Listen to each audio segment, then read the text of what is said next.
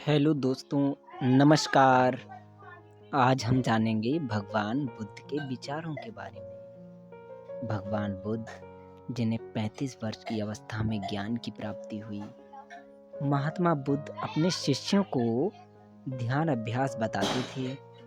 किसी का 20 साल के अभ्यास से ध्यान सधा, तो किसी का 40 साल के अभ्यास से, किसी का 50 वर्ष के अभ्यास से भी ध्यान नहीं सधा, और किसी ने युवावस्था में ध्यान शुरू किया और वृद्धावस्था तक भी ध्यान नहीं सधा।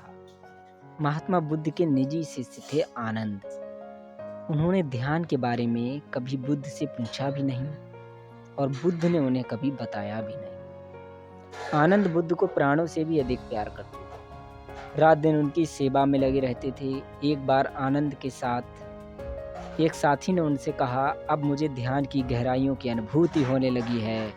अब चित्त बिल्कुल शांत हो गया है। इसकी प्राप्ति के लिए मुझे 80 साल लगे। आनंद ने यह बात सुनी तो उन्हें लगा कि अभी तक तो मुझे ऐसी अवस्था की प्राप्ति ही नहीं हुई।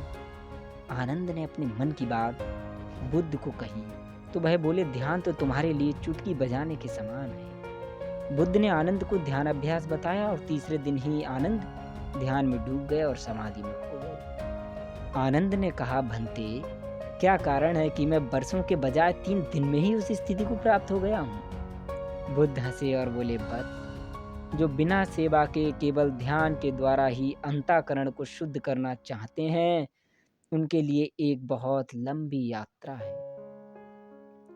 ध्यान की यह यात्रा बहुत लंबी है, परंतु सेवा के द्वारा तुम्हारा अंतःकरण इतना अधिक निर्मल और पावन हो चुका है कि अब तुम्हारे लिए ध्यान और समाधि बहुत ही आसान हो गए हैं। अर्थात ध्यान के मार्ग पर चलें, परंतु सेवा का अवसर ना त्यागें। सेवा करते रहें, निष्काम भाव से कर्म करें, फल की इच्छा मन में ना रखें। बुद्ध ने ध्यान का मार्ग तो दिया ही, परंतु उन्होंने भी भगवान श्री कृष्ण की तरह निष्काम कर्म योग के बारे में बताया।